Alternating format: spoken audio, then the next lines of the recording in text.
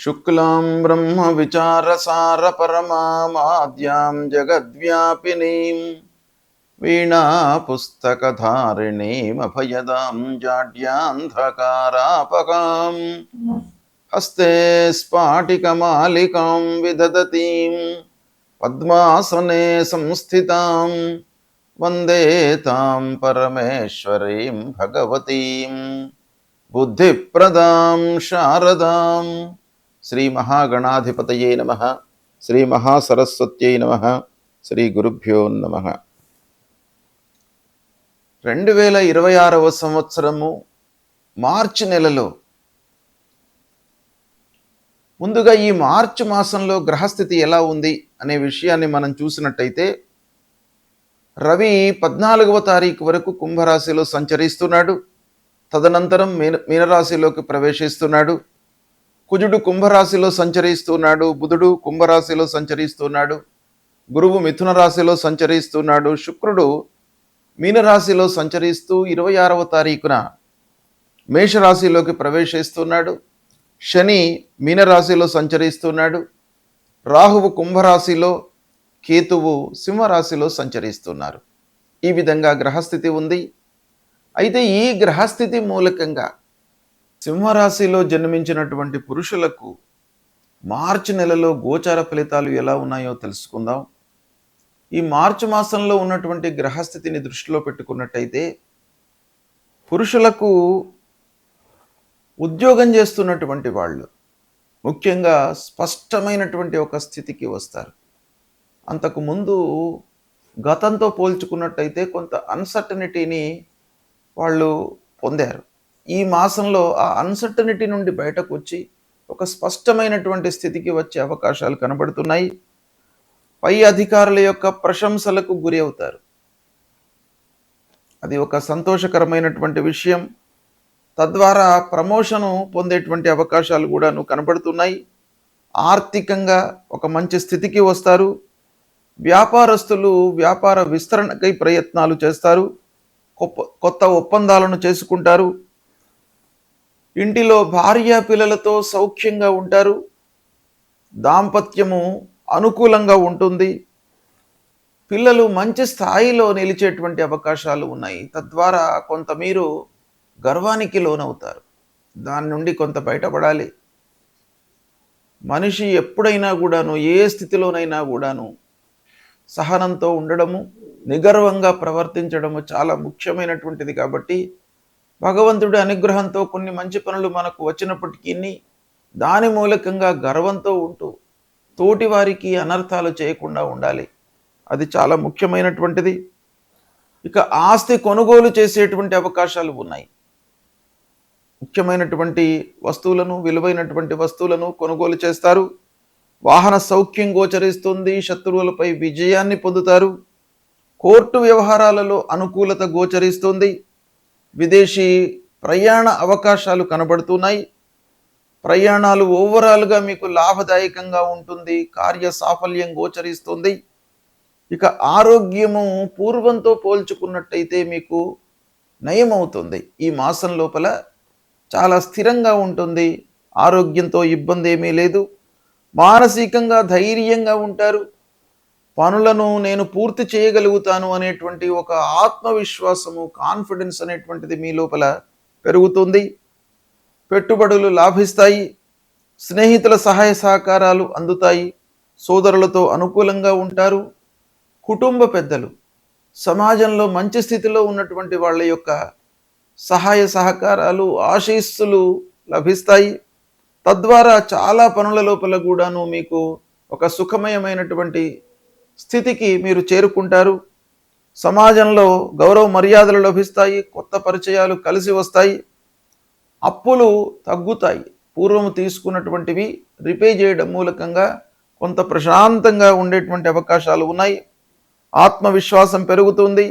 ఓవరాల్గా చూసినట్టయితే సింహరాశిలో జన్మించినటువంటి పురుషులకు ఈ నెల ఎండింగ్ లోపల బాగా కలిసి వచ్చేటువంటి అవకాశాలు ఉన్నాయి. దీన్ని గమనించి మీరు ఫాలో అయినట్టయితే చాలా మంచి ఫలితాలను పొందుతారు. గ్రహస్థితి ప్రతికూలంగా ఉన్నప్పుడు మనము ఏమి చేయాలి? మన వైపు నుండి కొన్ని కర్తవ్యాలు మనకు శాస్త్రంలో చెప్పబడి ఉన్నాయి. ఒకటి ప్రధానంగా ఏ గ్రహాలైతే మనకు ప్రతికూలంగా ఉన్నాయో వాటికి సంబంధించినటువంటి కారకత్వాలు, వాటికి సంబంధించినటువంటి వాటిపై మనము నియంత్రణతో ఉండాలి. అంతేకాకుండా అనుగ్రహము కొరకై కొన్ని పరిహారాలు చేసుకోవాలి. సూర్యుడు ప్రధానమైనటువంటి గ్రహము. సూర్యుడు ప్రతికూలంగా సంచరిస్తున్నప్పుడు అనారోగ్య సమస్యలు కానివ్వండి, శారీరక రుగ్మతలు, మానసికంగా ఇబ్బందులు, పనుల లోపల ఆటంకాలు, ఇలాంటివి మనకు జరిగేటువంటి అవకాశాలు ఉంటాయి.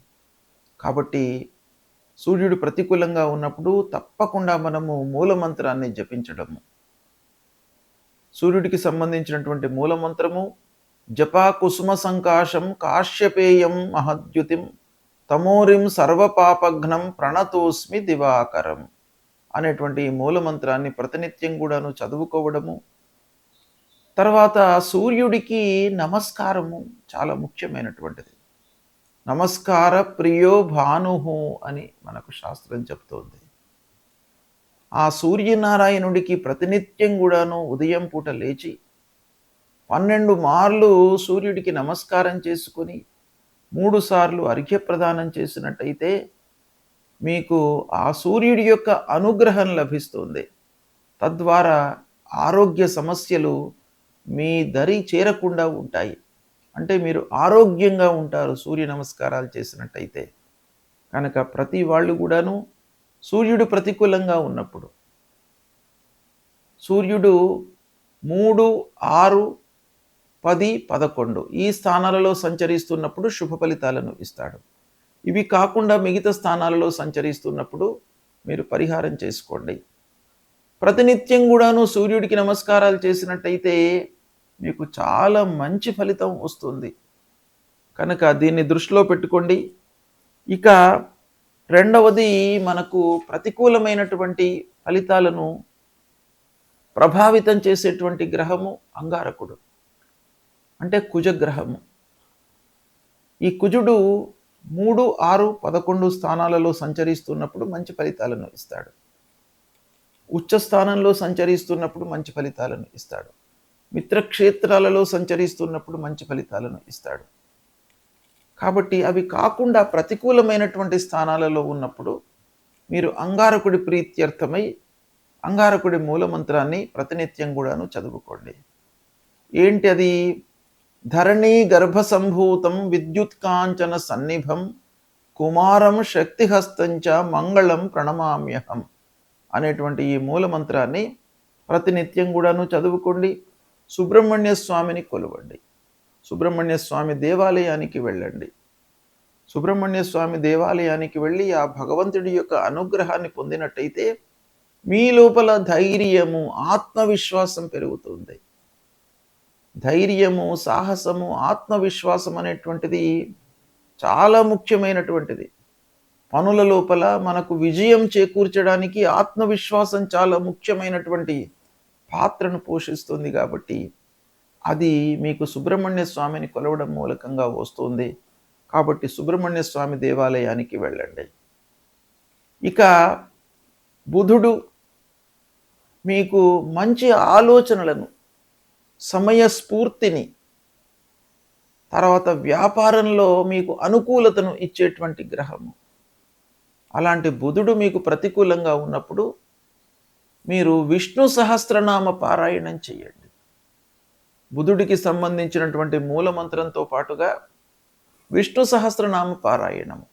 ఒకవేళ విష్ణు సహస్రనామం చేయడానికి మీకు సమయము చిక్కనట్టయితే అందులో విష్ణు సహస్రనామాలలో ఉన్నటువంటి చివరి శ్లోకము వనమాలి గదీ శారంగి శంఖీ చక్రీ చ నందకి శ్రీమాన్ నారాయణోర్విష్ణు వాసుదేవోభిరక్షతు అనేటువంటి ఈ మంత్రాన్ని ప్రతినిత్యం కూడాను చదువుకున్నట్టయితే మీకు ఆ భగవంతుడు శ్రీమన్నారాయణుడు మీకు మంచి ఆలోచనలను, సమయం లోపల నిర్ణయాలను తీసుకునేటువంటి ఒక మంచి బుద్ధిని ఇస్తాడు.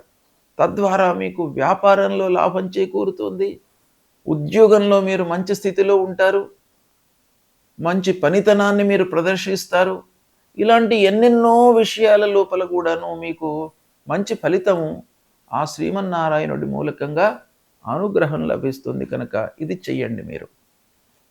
తర్వాత గురువు ప్రతికూలంగా ఉన్నప్పుడు గురు మూలమంత్రాన్ని చదువుకోవడము, గురువులను సందర్శించుకోవడము, సద్గురువుల యొక్క ప్రవచనాలను వినడము, దక్షిణామూర్తి స్తోత్ర పారాయణం చేయడము, తర్వాత మూలమంత్రము గురువుకు సంబంధించినటువంటి మూలమంత్రం ఉంటుంది. దేవానాంచ ఋషీణాంచ గురుం కాంచన సన్నిభం వందనీయం త్రిలోకానాం తం నమామి బృహస్పతిం అనేటువంటి ఈ మూలమంత్రాన్ని ప్రతినిత్యం కూడాను చదువుకోండి.